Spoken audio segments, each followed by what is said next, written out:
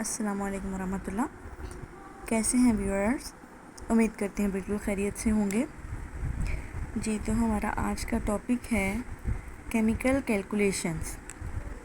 इसमें वो सारे फार्मूलाज आएंगे जो हमने पहले पिछले टॉपिक्स में पढ़ लिए हैं।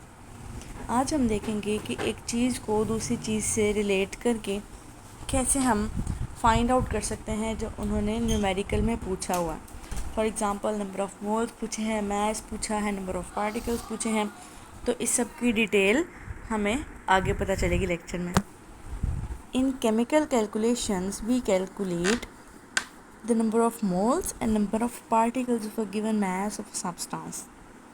न्यूमेरिकल में कुछ चीज़ें दी हुई होती हैं, कुछ चीज़ें हमने फाइंड आउट करनी होती हैं। These calculations are based upon mole concept. Let's have a few examples of these calculations। और हमने कल वाले लेक्चर में मोल को बहुत अच्छे से पढ़ा था और समझा था। रिवाइज करते चलते हैं। Number of moles is equal to mass of a substance over molar मास।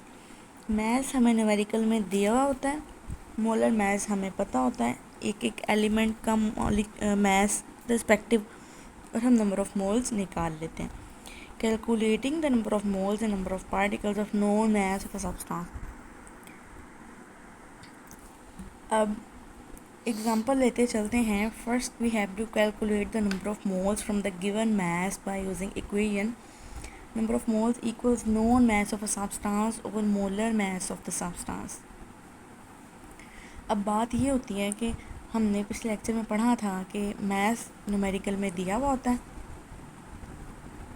वो ओवर के ऊपर पुट करना है, और ओवर के नीचे जो सब्सटेंस जिसकी बात हो रही है, जिसके मास की, उसका मोलर मास हमें पता होता है। इसकी रेशो डिवाइड करके जो भी आंसर आएगा that is number of moles. और जो नंबर ऑफ़ पार्टिकल्स निकालने होते हैं उसके लिए नंबर ऑफ़ मोल्स का पता होना बहुत ज़्यादा ज़रूरी है।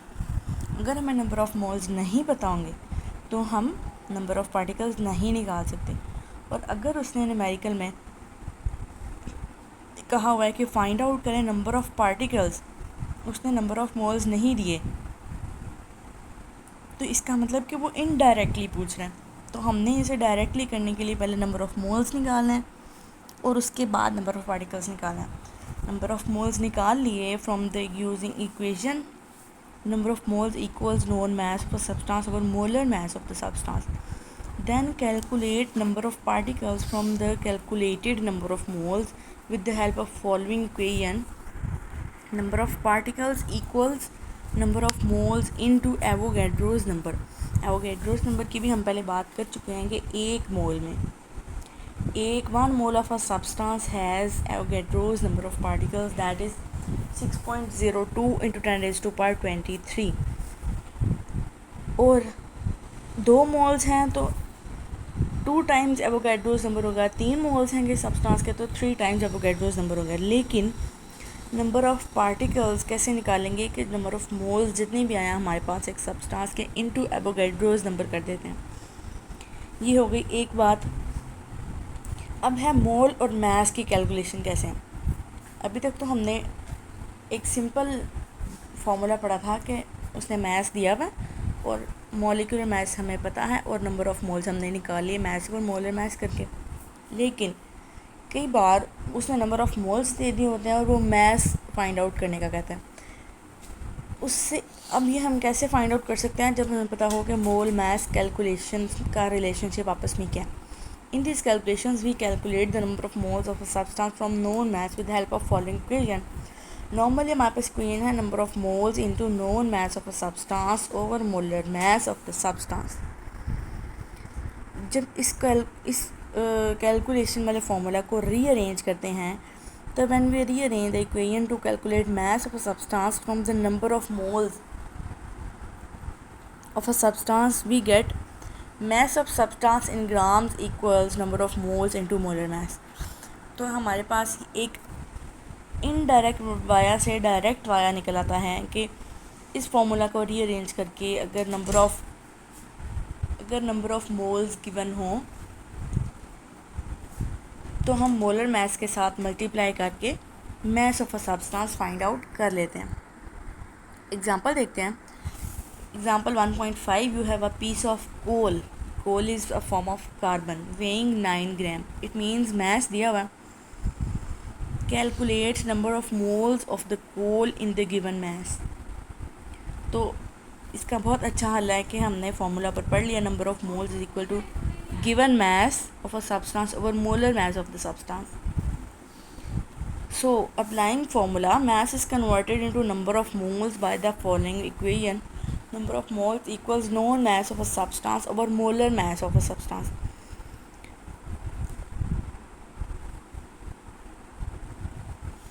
Given mass of coal, that is carbon, is 9 gram, and molar mass of carbon, as we know already, that is 12, and its ratio comes out to be 0.75. So 9 gram of coal is equal to 0.75 mole. Mole क्यों? क्योंकि हमने number of moles find out किए हैं. तो जो भी amount आएगी that would be equal to number of moles. So 9 gram of coal is equivalent to 0.75 mole. ये तो होगी मोल की कहानी. अब हमने नंबर ऑफ पार्टिकल्स कैसे फाइंड आउट करना है. In these calculations we can calculate the number of moles of a substance from the given number of particles. अब हमारे पास फॉर्मूला है number of moles equals given number of particles over Avogadro's number, or it also equals given number of particles over 6.02 into 10 raised to power 23.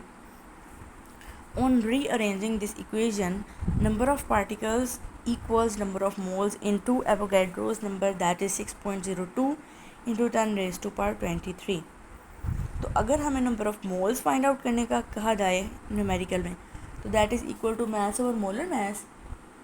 और अगर number of particles find out करने का कहा जाए तो उसके लिए हम फॉर्मूला यूज़ करेंगे number of moles into Avogadro's number, that is 6.02 into 10 raised to power 23. अब समरी क्या है मोलर कैलकुलेशन की. सेंटर में है मोल. मोल से हम मैस ऑफ सब्सटेंस भी निकाल सकते हैं और मैस ऑफ सब्सटेंस से हम मोल निकाल सकते हैं. इसी तरह मोल से हम नंबर ऑफ पार्टिकल्स भी निकाल सकते हैं और नंबर ऑफ पार्टिकल्स से मोल्स भी निकाल सकते हैं. इस सब के लिए आपको मोल का कॉन्सेप्ट होना बहुत ज़रूरी है. अगर आपको मोल का कॉन्सेप्ट नहीं है तो बिल्कुल इससे पिछली वीडियो आप हमारे लेक्चर चैनल की देखें, उसमें बहुत अच्छा कॉन्सेप्ट समझाया गया. तो एक मोल ऐसी चीज़ है कि जिसके अराउंड चीज़ें सर्कुलेट करती हैं, इस तरीके से कि मोल से mass of substance find out किया जा सकता है, मैस ऑफ सब्सटेंस मोल से फाइंड आउट किया जा सकता है, और मोल से number of particles find out किए जा सकते हैं और नंबर ऑफ़ पार्टिकल से मोल्स फाइंड आउट किए जा सकते हैं. ये फार्मूलाज हम ऊपर पढ़ चुके हैं, लेकिन फिर भी रिवाइज करते चलें. तो मैस ऑफ अ सब्सटेंस का फॉर्मूला है number of moles into molar mass, और मोल का फॉर्मूला है known mass over molar mass. इसी तरह number of particles find out करने हैं तो number of moles into Avogadro's number हो जाएगा.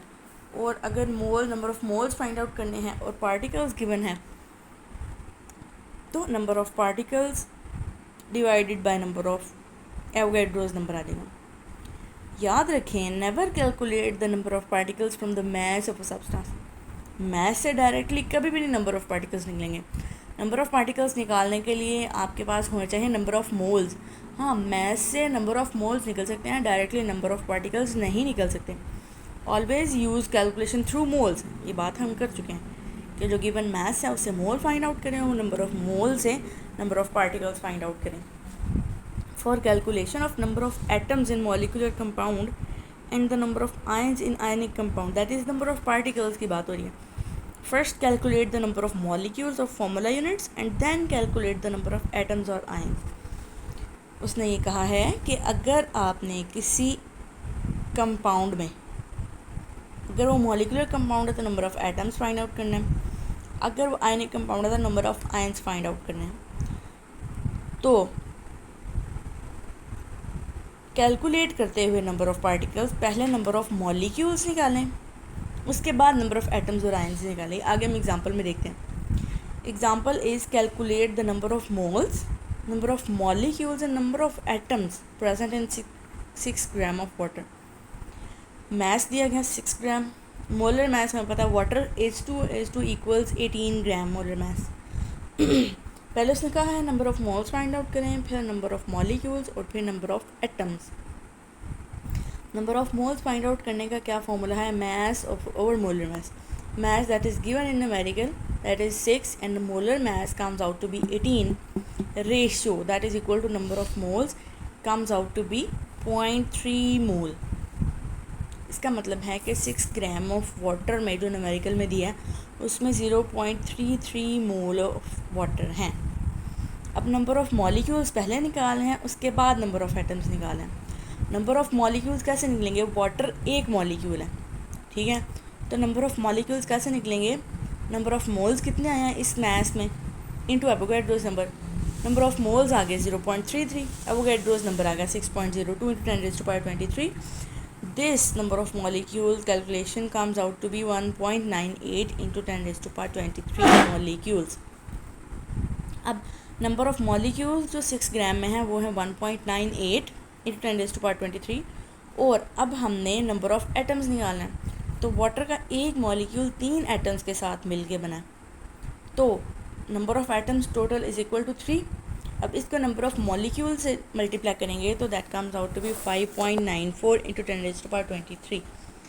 अब इससे हमारी ऊपर वाली बात भी जस्टिफाई हो गई कि पहले नंबर ऑफ़ मॉलिक्यूल्स निकालना है, फिर नंबर ऑफ़ एटम्स या आयंस निकालना है.